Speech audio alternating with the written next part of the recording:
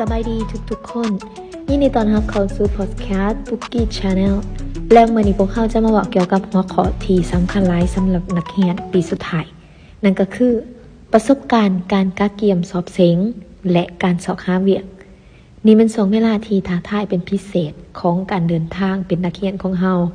ทั้งต้องได้กะเกียมการเรียนเพื่อสอบเสงของสุดท้ายเพื่อให้ได้รับประสิทธิผลถ้าเป็นการกะเกียมขั้นตอนต่อไปในการเฮ็ดเวียกเกี่ยวกับสายอาชีพของตนเองแน่นอนว่าจะมีหลายสิ่งที่ต้องเฮ็ดละกะในกะเกียม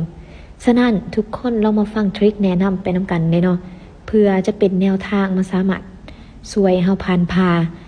ช่วงเวลาที่ท้าทายนี้ได้อย่างง่ายได้และก็ประสบผลสำเร็จในส่วนที่1เนาะเกี่ยวกับการกะเกียมสำหรับการสอบเสงก่อนสิเข้าสู่โลกของการเฮ็ดเวียกเพื่อนๆทุกคนยังมีความท้าทายอันสำคัญที่ต้องผ่านพาให้ได้ก่อนเนาะนั่นก็คือการสอบเสงจบลองมาเบิ่งนำกันเกี่ยวกับวิธีเพื่อกะเกียมในการสอบเสงจบให้ดีที่สุดทริคที่1ก็คือต้องสร้างแผนการเรียนเฉพาะสิ่งทำอิฐที่ต้องเฮ็ดแม่นการสร้างแผนเรียนที่ละเอียดและก็เฉพาะเจาะจง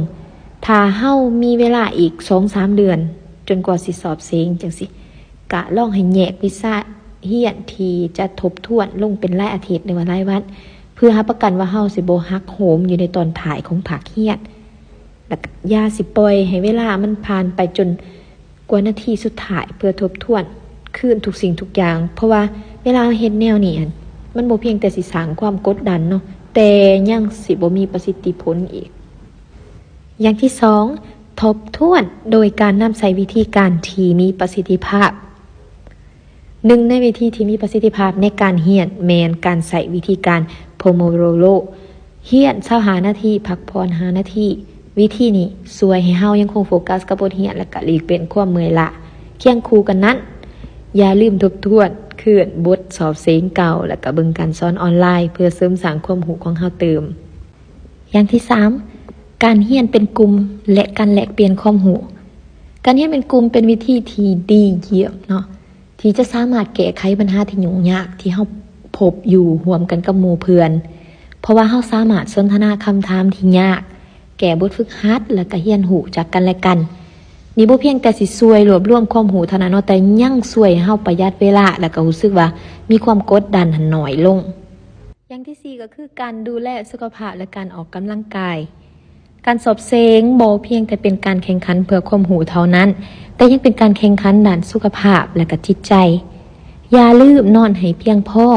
กินอาหารให้ครบถ้วนและออกกำลังกายเพื่อให้ร่างกายแข็งแรงอยู่เสมอจิตใจที่แจ่มใสและร่างกายที่แข็งแรงมันจะช่วยให้การเรียนเฮามีประสิทธิภาพหลายขึ้น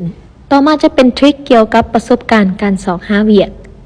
หลังจากการสอบเสงเวลาที่เฮาได้ก้าวออกจากประตูโรงเรียนแล้วเนาะสิ้นสุดการเป็นนักเรียนนักศึกษา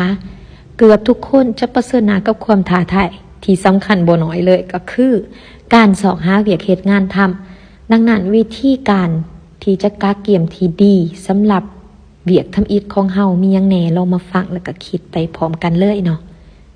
อย่างที่1กำหนดเป้าหมายอาชีพสิ่งทำอิฐที่เฮาต้องเฮ็ดก็คือการกำหนดเป้าหมายอาชีพของเฮาให้ชัดเจนเฮาอยากเฮ็ดเวียกในสาขาของเขตใด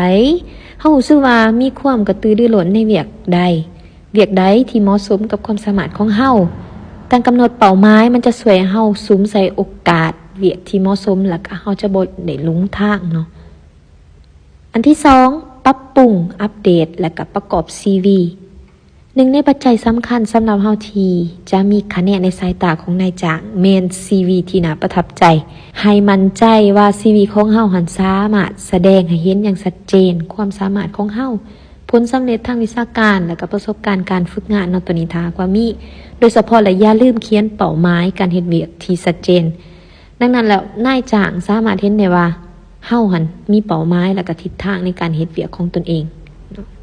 อย่างที่3ก็คือค้นหาและก็ค้นคว้าโอกาสการจ้างงานเมื่อเฮามี CV แล้วเนาะขั้นตอนต่อไปเป็นการสอบหาโอกาสเวียกเฮ็ดงานทำตัวนี้เฮาจะบ่ได้อิงใส่เฉพาะหน้าเว็บที่ว่าเขาเจ้ารับสมัครออนไลน์แต่เฮาก็ต้องพยายามเข้าร่วมกิจกรรมอาชีพเนาะเช่นว่าสัมมนานี่หรือว่า การเชื่อมต่อกับคนในอุตสาหกรรมโดยผ่านเครือข่ายสังคมมืออาชีพเช่นว่า LinkedIn จังซี่เนาะ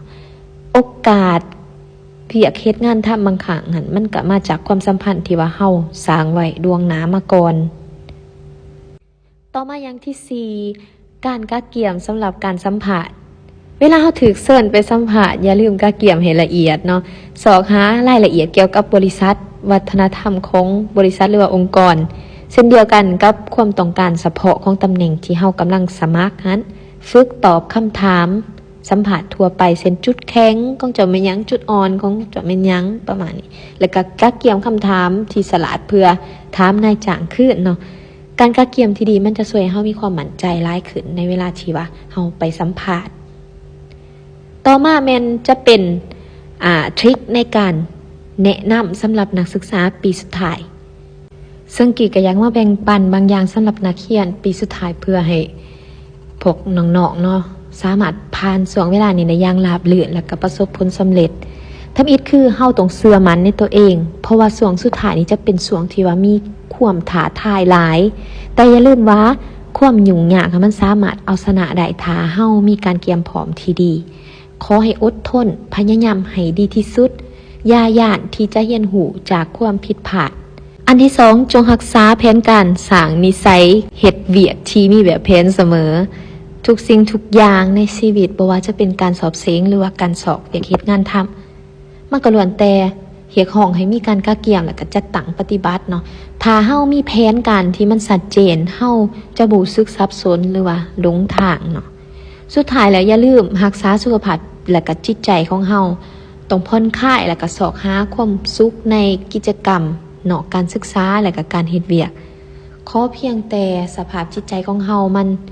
ดีหรือว่ามันสบายใจก็สามารถเฮ็ดเวียกได้อย่างมีประสิทธิภาพดังนั้นแล้วพวกเฮาก็ได้แบ่งปันประสบการณ์บางอย่างเพื่อกะเกี่ยมการสอบเสงและก็การสอกหาเวียกสำหรับนักศึกษาปีสุดท้ายไปนำกันกี้นี่เนาะหวังว่าคำแนะนำเหล่านี้มันจะช่วยให้ทุกคนผ่านระยะนี้ได้อย่างราบรื่นและก็ประสบผลสำเร็จขอบใจที่รับฟังพอดแคสต์ปุกิจ Channel เนาะฝากติดตาม2เพื่อบ่ให้พลาดตอนต่อไปแล้วก็ขอให้ทุกคนประสบผลสำเร็จและโชคดีบนเส้นทางในอนาคตบ๊ายบาย